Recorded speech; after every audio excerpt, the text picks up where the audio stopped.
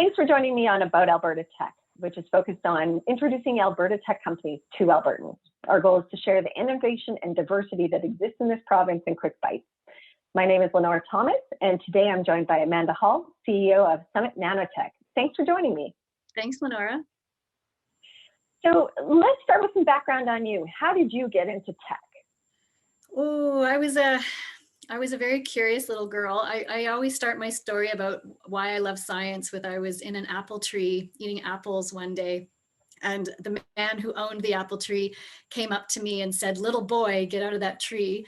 And the first thing I thought was, why does he think I'm a boy just because I climbed a tree? And then the second thing I thought was, sorry. And then he asked me what I wanted to be when I grew up. And I really thought about that hard because, I was probably like, I don't know, 5, 6, 7, somewhere in there. And I had to make a big decision. And so what do you want to be when you grow up? And so I said, I want to be a scientist. And I stood by that path and I went into sciences. I loved science. Physics was my absolute favorite.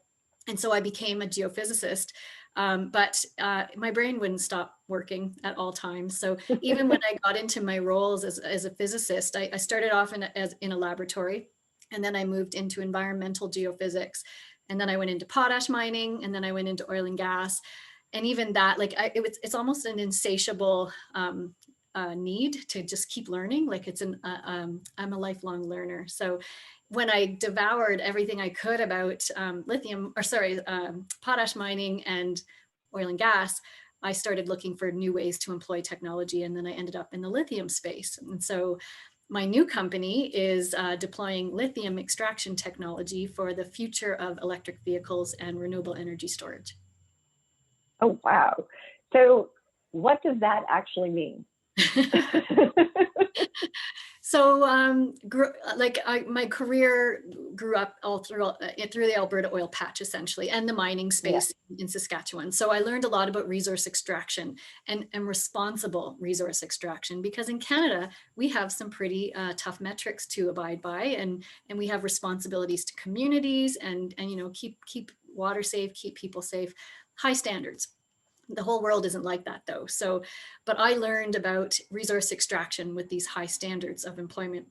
And so I am taking that knowledge into the lithium space by developing my own technology with my team to extract lithium from the ground using really high ESG metrics. So environmental social governance, best environmental impact on the planet. We want to have the greenest lithium coming out of the ground possible.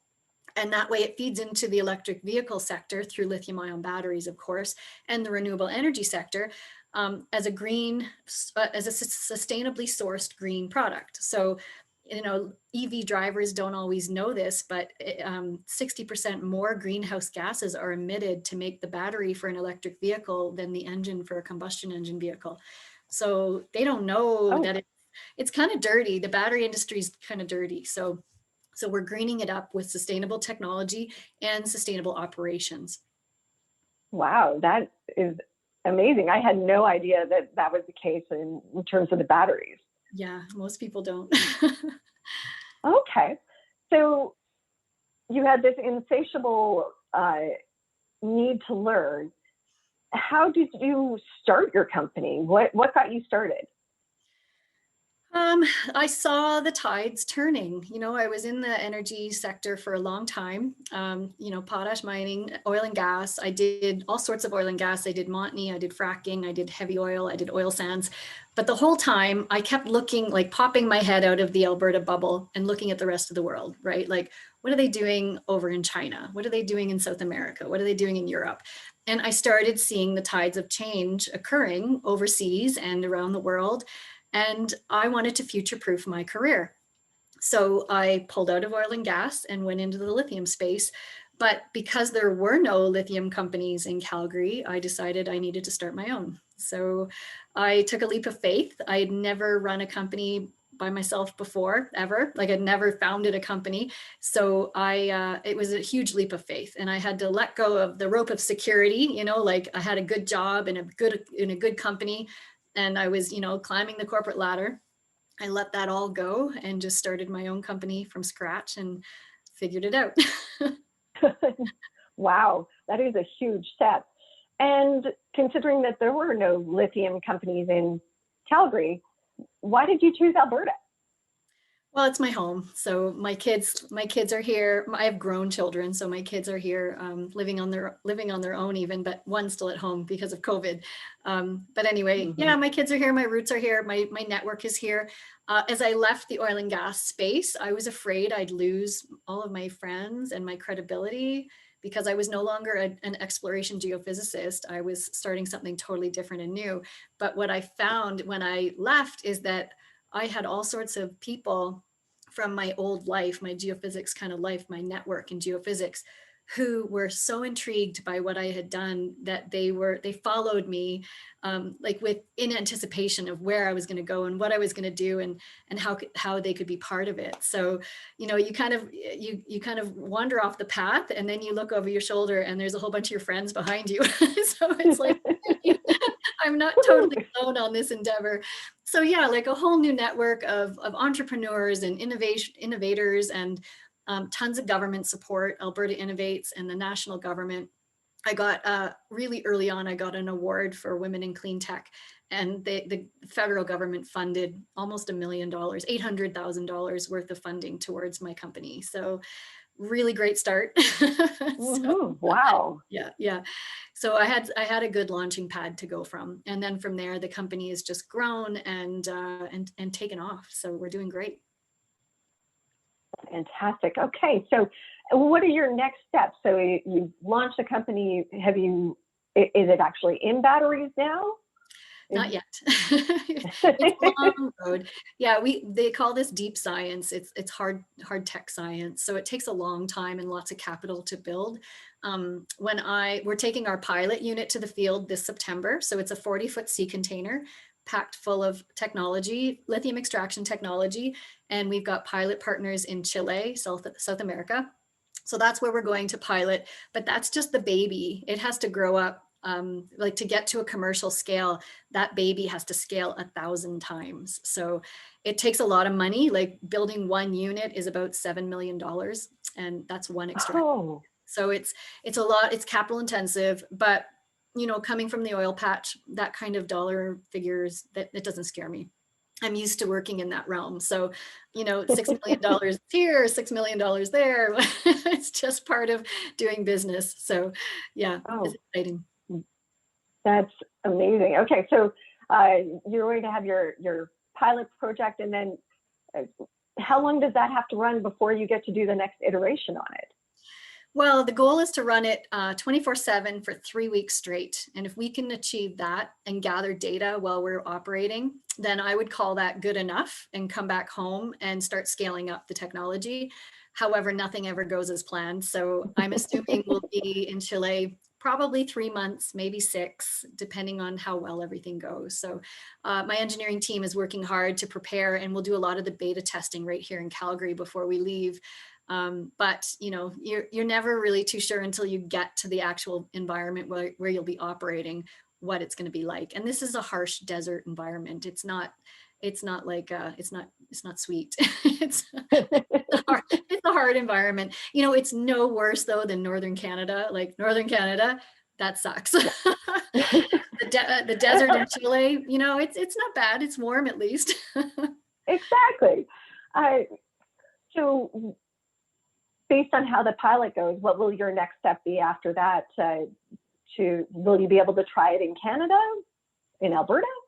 Not for a while. So the brine is different here than it is in South America, and we're gearing our technology to South American brine. So if we tried to run that unit here in Calgary, it wouldn't work as well. Like it would be uneconomic essentially. So after we master the Chilean brines or the South American brines, then we will and start getting revenue. Revenue is important.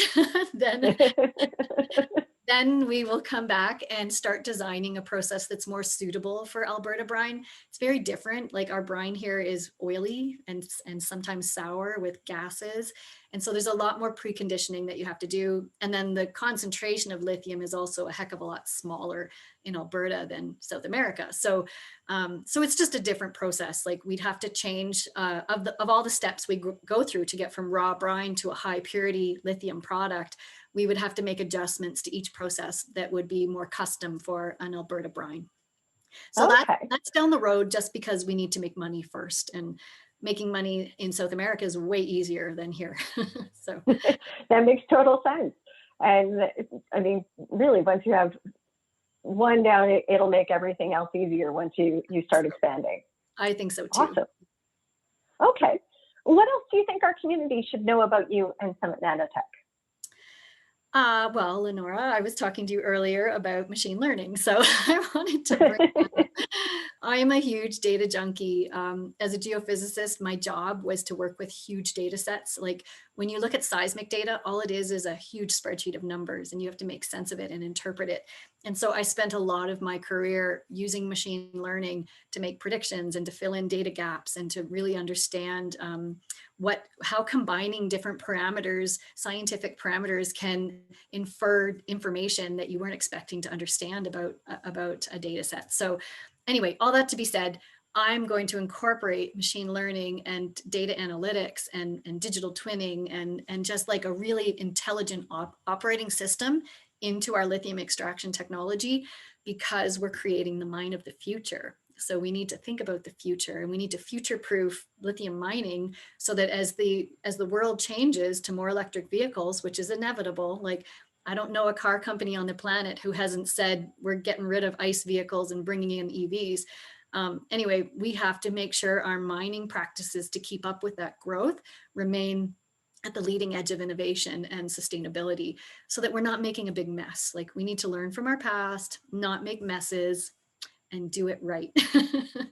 Exactly. Especially as so much investment in that now is looking for that future proofing and for the more environmental side that you spoke of. They will hold you to that for their investments. So Absolutely. And they should. And every company should be thinking about environment when they operate. So it's not new anymore. It's normal. well, that is fantastic.